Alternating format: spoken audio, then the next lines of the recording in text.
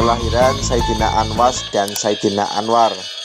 Kisah ini menceritakan tentang peristiwa pembunuhan pertama kali di dunia yang dilakukan oleh Sayyidina Habil dan Sayyidina Qabil, serta Sayyidina Sis beserta keturunannya.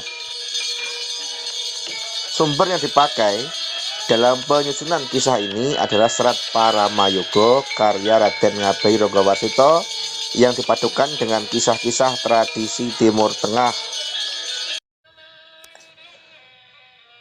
Di negeri Kusnia Malaberi, Nabi Adam bersama para putra sedang membicarakan sang istri, yaitu Siti Hawa, yang kali ini sedang mengandung untuk ke-13 kalinya. Yang membuat heran adalah Siti Hawa mengidam ingin memakan buah-buahan dari taman surga. Dalam pembicaraan itu, Sayyidina Qabil, sang putra sulung, juga menyampaikan keluhan yang selama ini dipendam dalam hati, yaitu tentang peraturan Nabi Adam dalam menikahkan putra-putrinya. Sayyidina Qabil lahir bersama Siti Aklimah, sedangkan Sayyidina Habil lahir bersama Siti Damimah. Namun, Sayyidina Qabil yang berwajah tampan ternyata dinikahkan dengan Siti Damimah yang berwajah jelek, sedangkan Sayyidina Habil yang berwajah jelek ternyata dinikahkan dengan Siti Aklimah yang berwajah cantik. Selama ini Sayyidina Qabil selalu memendam kekecewaan dalam hati. Namun, sekarang ia tidak tahan lagi dan menyampaikan rasa kesalnya itu kepada sang ayah. Nabi Adam menjelaskan bahwa peraturan tersebut ditetapkan dengan pertimbangan bahwa Sayyidina Qabil dan Siti Aklimah lahir bersama, maka mereka berasal dari satu benih yang sama, sehingga tidak baik jika dinikahkan. Sayyidina Qabil kecewa dengan jawaban sang ayah. Ia lalu pamit undur diri meninggalkan pertemuan. Nabi Adam kembali membicarakan kehamilan Siti Hawa. Dulu mereka berdua telah melanggar larangan Tuhan yang Maha Kuasa, sehingga harus dikeluarkan dari taman surga. Namun, hal ini sudah disadari oleh Nabi Adam bahwa takdirnya adalah harus menjadi pemimpin di muka bumi. Kini Siti Hawa sedang mengandung dan merindukan kelezatan buah-buahan dari tempat yang serba indah itu. Putra keenam bernama Sayyidina Sis mengajukan diri untuk mewujudkan idaman sang ibu. Nabi Adam sangat yakin pada kemampuan Sayyidina Sis dan memberikan restu kepadanya untuk berangkat.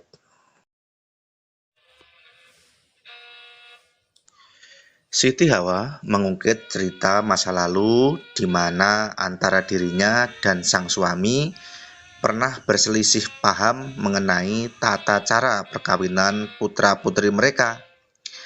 Nabi Adam berpendapat putra pertama hendaknya dinikahkan dengan putri kedua, sedangkan putra kedua dinikahkan dengan putri pertama.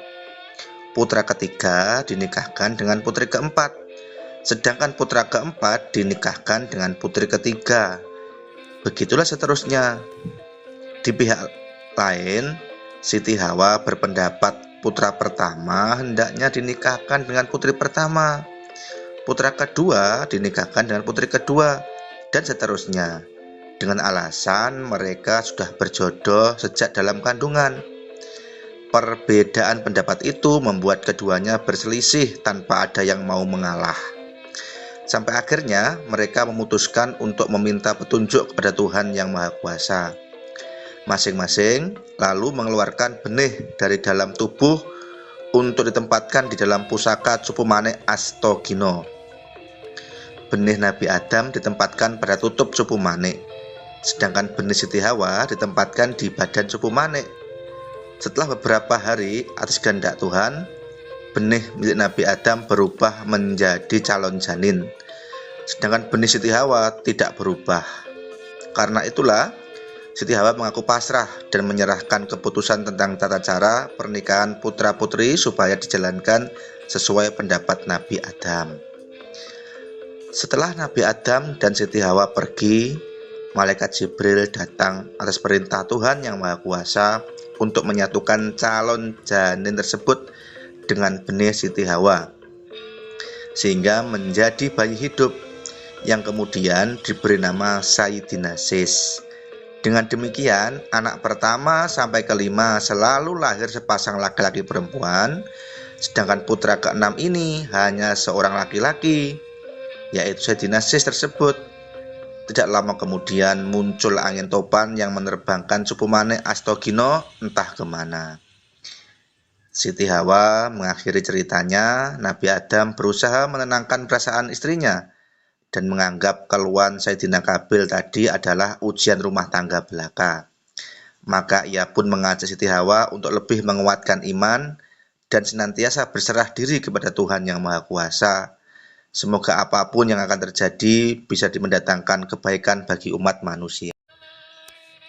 Sayyidina Habil memerintahkan 4 orang adiknya, yaitu Sayyidina Israel, Sayyidina Israwan, Sayyidina Basrodiwan, dan Sayyidina Yasis untuk mengantarkan keberangkatan Sayyidina Sis dalam mewujudkan idaman sang ibu. Di tengah perjalanan, Sayyidina Sis dan keempat saudaranya itu diganggu oleh kaum setan pengikut Ajazil yang dulu diusir dari taman surga karena menolak perintah Tuhan. Terjadilah pertempuran di mana para setan tersebut dapat diusir pergi. Sesampainya di tepi hutan, Sayyidina Sis berpisah dengan keempat saudaranya untuk melanjutkan perjalanan seorang diri. Sayyidina Israel, Sayyidina Israwan, Sayyidina Basradiwan, dan Sayyidina Yasis lalu kembali ke Kusnia Malaberi dan mendoakan perjalanan Sayyidina Sis supaya berhasil dan selalu mendapat perlindungan. Seorang diri, Sayyidina Sis memasuki hutan belantara untuk kemudian bertafakur meminta izin Tuhan yang Maha Kuasa supaya bisa mendapatkan buah-buahan taman surga. Setelah 40 hari bertafakur, mengheningkan cipta, malaikat Jibril pun datang menyampaikan perintah Tuhan bahwa Sayyidina Sis diizinkan naik ke taman surga untuk memetik buah-buahan yang menjadi idaman ibunya.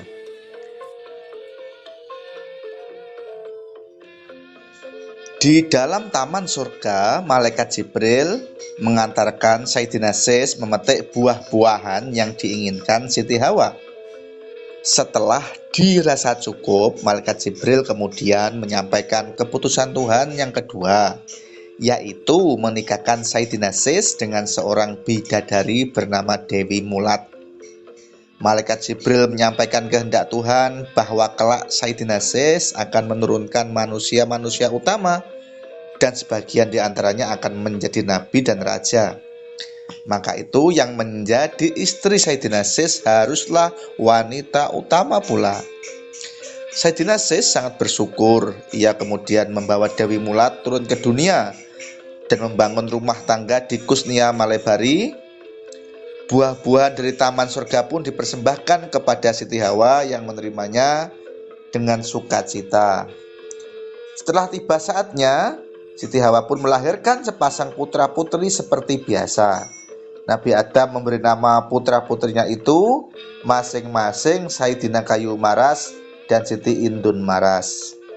Sayyidina Qabil datang menemui Sayyidina Habil di rumahnya untuk meminta supaya Siti Aklimah diceraikan dan diserahkan kepadanya.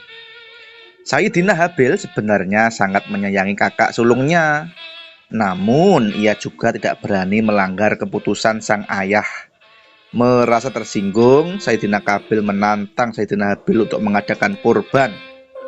Barang siapa yang diterima sesajinya, maka dialah yang berhak memperistri Siti Aklimah.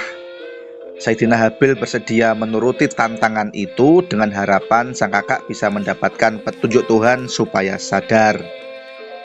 Maka kedua bersaudara itu lantas mempersiapkan sesaji masing-masing. Karena Sayyidina Qabil seorang petani, maka korban yang ia sajikan pun berwujud hasil bumi. seperti buah-buahan dan palawija.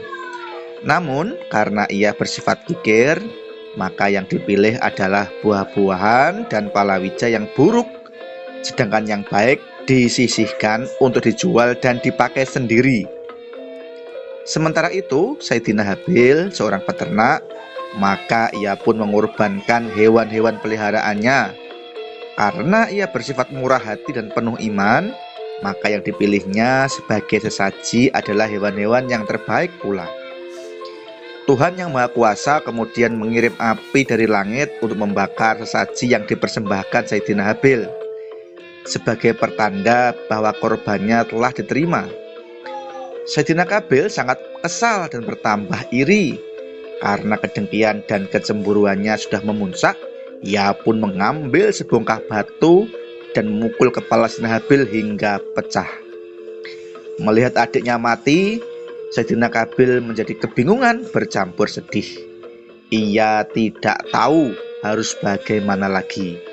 Tiba-tiba terlihat olehnya 2 ekor burung gagak sedang berkelahi. Gagak yang menang kemudian mengubur bangkai gagak yang mati di dalam tanah. Merasa mendapatkan petunjuk, Sayyidina Qabil pun menguburkan mayat Sayyidina Habil seperti gagak itu. Sayyidina Qabil kemudian menemui Siti Aklimah untuk menikahinya.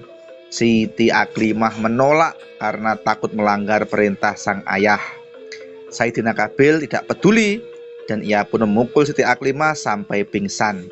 Kemudian membawanya lari meninggalkan negeri Kusnia Malaybari sejauh-jauhnya.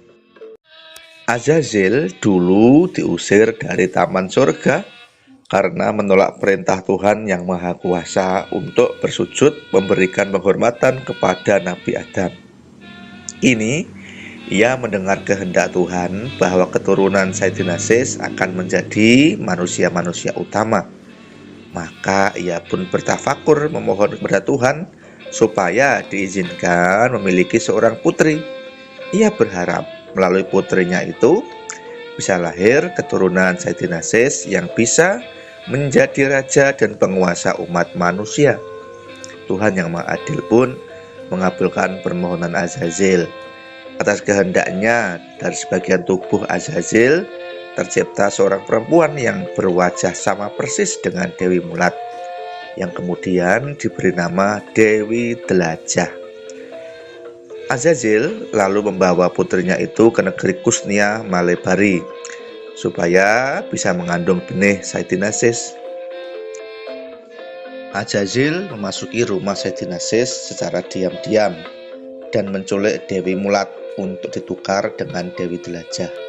Beberapa hari kemudian, setelah mengetahui Dewi Dlajah telah dikumpuli Sayyidina Sis yang tidak bisa membedakan istrinya, Azazil pun mengembalikan Dewi Mulat dan membawa pulang Dewi Dlajah. 9 bulan kemudian, Dewi Dlajah melahirkan bersamaan dengan terbenamnya matahari. Namun anehnya, anak yang lahir itu berwujud segumpal darah yang berkilauan. Azazil mengambil darah tersebut lalu membawanya pergi ke negeri Kusnia Malaybari. Sementara itu, pada hari yang sama, Dewi Mulat lebih dulu melahirkan bersamaan dengan terbitnya matahari. Yang dilahirkannya adalah 2 orang anak. Anak yang satu berwujud bayi normal, sedangkan yang satunya berwujud seberkas cahaya. Azazil datang secara gaib lalu menangkap seberkas cahaya tersebut dan disatukannya dengan darah berkilauan yang ia bawa dari Dewi Dlajah. Atas kehendak Tuhan, persatuan tersebut menciptakan seorang bayi laki-laki. Namun tubuhnya tidak bisa diraba dan selalu memancarkan cahaya seperti sinar rembulan. Nabi Adam datang dan memberi nama kedua cucunya tersebut. Yang berwujud bayi normal diberi nama Sayyidina Anwas, sedangkan yang berwujud bayi bercahaya diberi nama Sayyidina Anwar. Nabi Adam meramalkan bahwa Sayyidina Anwas kelak akan menurunkan para nabi, sedangkan Sayyidina Anwar kelak tidak mau mengikuti agamanya dan memilih jalan hidup sendiri. Namun keturunannya juga banyak yang menjadi raja dan tokoh besar di dunia. Hal ini membuat Sayyidina Sis bimbang dan menyerahkan diri sepenuhnya kepada takdir Tuhan.